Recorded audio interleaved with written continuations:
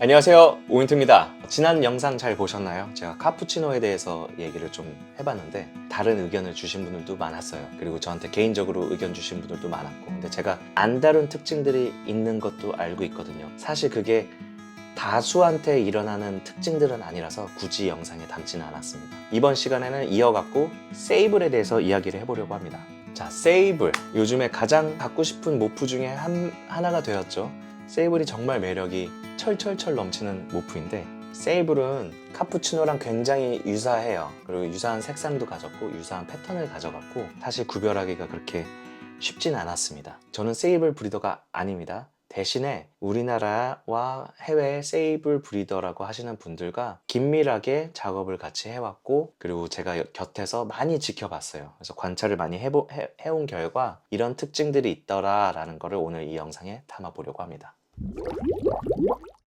세이블의 역사에 대해서 잠깐만 말씀드리고 갈게요. 개코 헤븐이라는 미국에 계신 신디라는 아주머니가 계세요. 우리가 단 아저씨를 아저씨라고 부른 것처럼 신디를 아줌마라고 부를게요. 신디 기분 나빴으면 미안해요. 신디 아주머니께서 이 독특한 아이를 생산해 내셨어요. 그 아이를 우리나라의 무무사우루스라는 브리더가 신디라는 그 특이한 아이도 원해요 해서 2마리가 맨 처음에 보내지게 됩니다, 한국으로. 근데 얘네를 딱 보고서 무무사우루스 브리더님도 굉장히 독특하다고 여기게 됐죠. 근데 그때는 이제 막 그냥 무작정 신모프다 할 수 있는 상황은 아니었고, 그리고 연구 결과가 없는 이상 그냥 딱 보고 신모프네 할 수 있는 건 아니라는 건 그 브리더분께서 너무 잘 알고 계셨던 거라 두고두고 키워보셨어요. 그래서 어떻게 성장하는지, 그리고 새끼들은 어떻게 나는지 이거를 거의 4년 동안 연구를 하셨어요. 그러니까 횟수로 4년이죠. 그래서 꽉 차게 3년 동안 이 아이를 굉장히 연구를 많이 했습니다. 그 사이에 다른 유명한 브리더 분들도 신디로부터 수입을 받게 됩니다.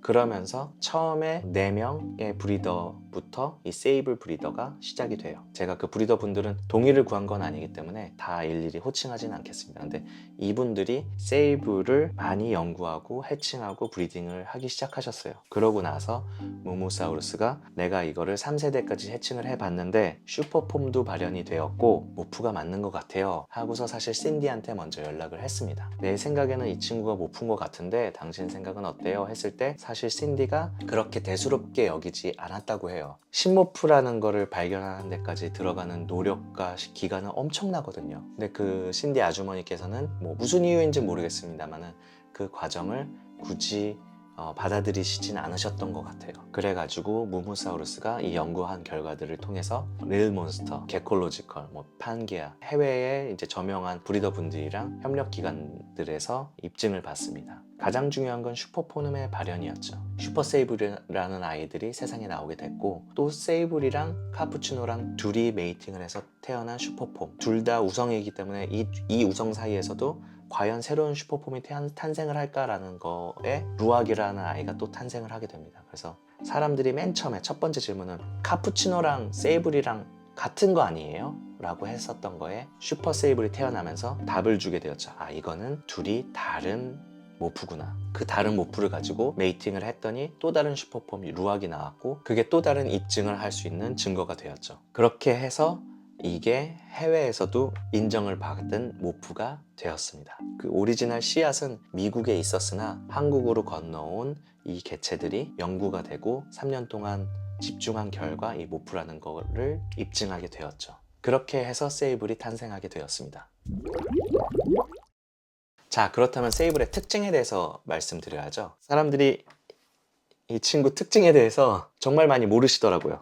해칭해 보시면 알아요. 그냥 딱 보면 달라요 라는 답을 많이 저도 받았고 많이 하시는데, 저는 그 이유를 알겠어요. 정확히 이 다름을 표현하기에 어려운 부분이 많더라고요. 그래갖고 제가 오늘 이 영상을 찍게 됐습니다. 일단 세이블은 큰 특징을 갖고 있는데, 가장 큰 특징은 이 보이시는 도살이에요. 도살. 이 도살이 굉장히 발달했습니다. 화이트가 굉장히 많이 덮였고, 크면 클수록 도살이 굉장히 하얀색으로 많이 덮입니다. 그리고 굉장히 두터워요. 그게 얇은 표피층으로 되어 있지 않고 굉장히 두꺼운 표피층으로 하얀색이 덮이게 되는 도살을 갖고 있는데, 여기서 진짜 큰 특징이 하나, 둘, 셋. 도살이 거의 항상 끊겨 있습니다. 거의 3줄 또는 그 이상으로 3줄 또는 4줄, 간혹 2줄로 도살이 항상 이렇게 끊겨 있어요. 근데 대부분의 세이블 브리더 분들 아니면 세이블을 키우시는 분들 또는 세이블을 지금 찾으시는 분들이 모르시더라고요. 여기서 또 함정. 요즘에 세이블도 퀄리티가 정말 높아지고 있잖아요. 지금 세이블 중에 솔리드 도살을 가진 세이블도 탄생하게 됐습니다. 그럼 뭐예요? 이게 도살이 끊긴다고 말씀하셨잖아요. 이것도 카푸치노의 그 Y자 기억하시죠? 제가 저번 영상에서 말씀드렸던 이 Y자 모양의 특징이랑 비슷해요. 80% 이상은 이 Y자를 가졌는데 20%는 또 안 가진 아이들도 있더라. 아니면 이렇게 좀 끊기던가 아니면 Y자가 되게 뭉뚝하게만 어설프게 표현이 된다던가. 그게 카푸치노의 큰 특징이었으면 세이블도 이 도살이 3줄 이상 끊기는 게 큰 특징이지만 모든 세이블이 다 그 특징을 가지고 태어나진 않았다라는 이 함정도 꼭 알고 계셨으면 좋겠습니다. 세이블 한 3g 되는 아이거든요. 도살이 굉장히 하얀색이 되게 두껍게 자리 잡고 있어요. 이 표피층이 그냥 얇게 형성된 것도 아니고 굉장히 두껍게 하얀색 도살층이 형성되어 있는데 아까 말씀드린 것처럼 하나, 둘, 셋. 이 아이는 4칸까지 쪼개져 있네요. 저렇게 도살이 끊겨 있는 아이들이 세이블의 큰 특징입니다. 물론 전부 다 이렇지는 않고요. 고퀄리티로 갈수록 솔리드 도살도 있고 핀으로 나오는 아이들도 있고 하기 때문에 모든 아이가 저렇게 다 끊어져 있는 건 아니지만 이 아이처럼 이렇게 끊겨 있는 게 세이블의 큰 특징입니다. 그리고 이 도살 따라서 크라운까지 화이트가 이렇게 올라와 있죠.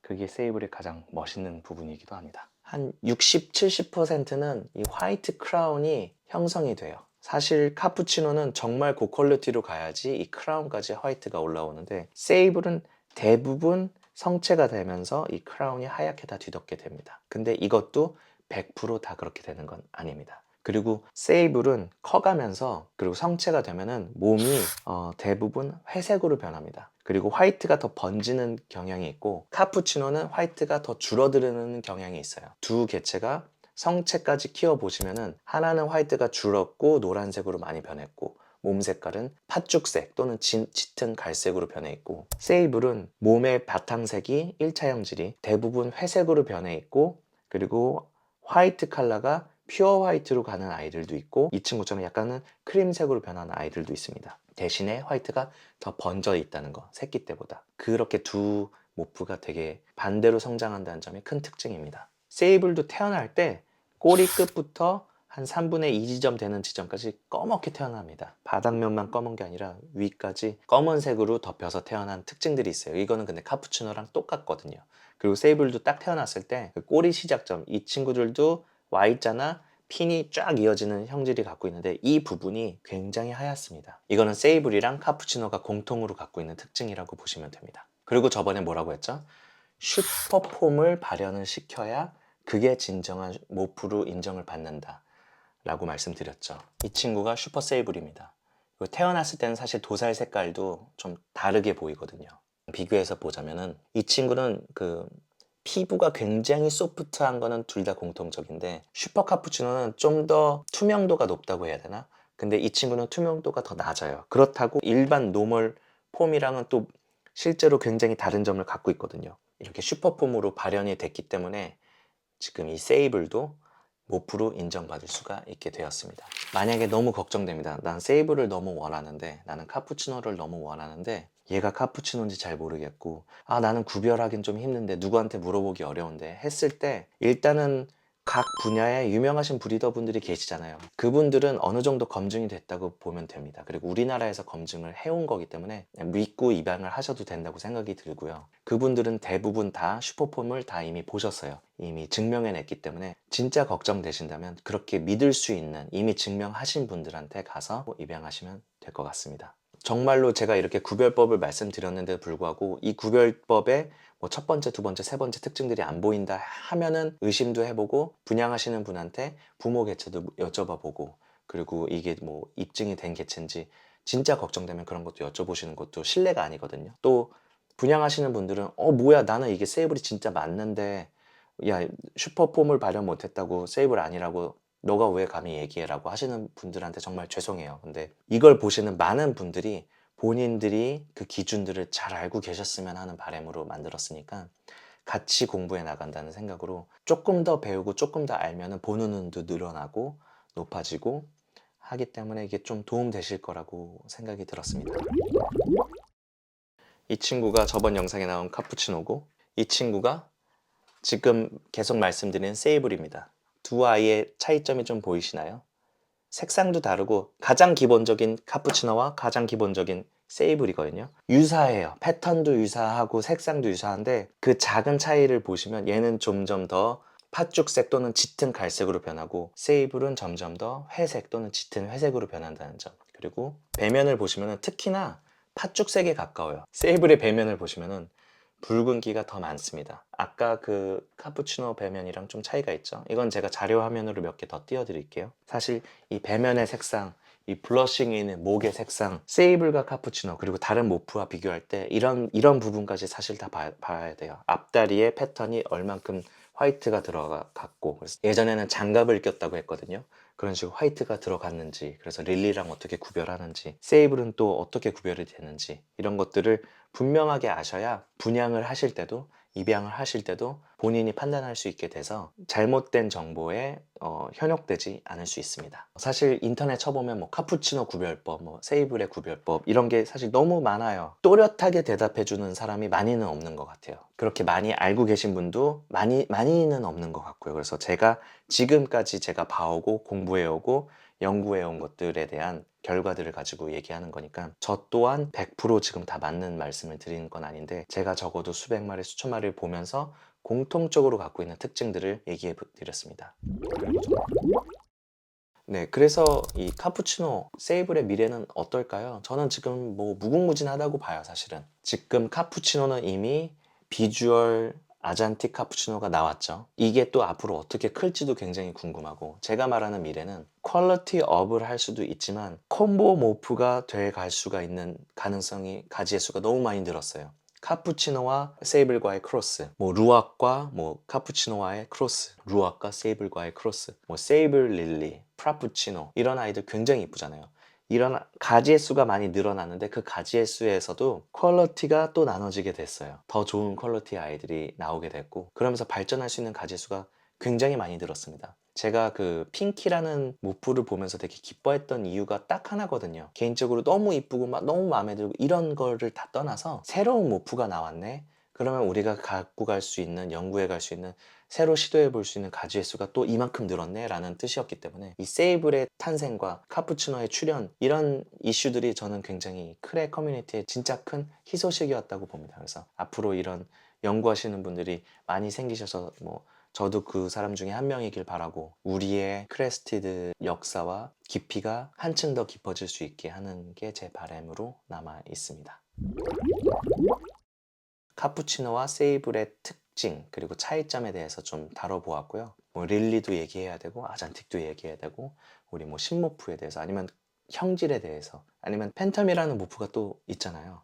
그렇듯이 제가 다뤄볼 주제들은 지금 무궁무진하다고 봅니다. 크레 이야기들을 좀 시리즈별로 좀 나눠서 제작을 해볼 생각이고, 다음 영상에서 더 풍부하고 더 즐겁고 더 신비로운 이야기들을 다루는 영상을 제작해 보겠습니다. 네, 그리고 제가 조금 영상을 붙여서 더 만들어 볼 건데, 지금 보이시나요? 되게 이쁘지 않나요? 제가 만들었습니다. 직접 손으로 뚝딱뚝딱. 개코들이 이렇게 벽 타고 올라가는 모습이, 와, 암벽 등반 되게 잘하겠다 이런 생각에서 시작된 아이디어거든요. 비바리움을 놔두면 뭐 간혹 뿌리파리도 생기고 벌레가 생길 수 있으니 그런 거 없이 인공적으로 구조물을 만드는데 되게 이쁘게 만들 수 있는 게 뭐가 있을까 생각하다가, 암벽 등반 그 홀드가 굉장히 되게 알록달록하고 이쁜데 그걸로 만약에 백스크린을 만들면 되게 이쁘겠다라는 거에서 아이디어가 시작됐거든요. 디자인권 출원 중에 있습니다. 따라하지 말아주세요. 작년에 만들었다가 반응이 굉장히 좋았는데 보강해야 될 부분들이 되게 많더라고요. 그래서 요번에는 뒤 백스크린이 자석으로 돼서 뜯었다 붙였다 할 수 있게끔 해놨습니다. 배설물이 있을 때 닦아서 다시 껴서 붙일 수 있게끔 제작을 해봤거든요. 아직도 따로 연락 주셔서 주문을 해주시는 분들이 간혹 계세요. 요번 부산 쇼,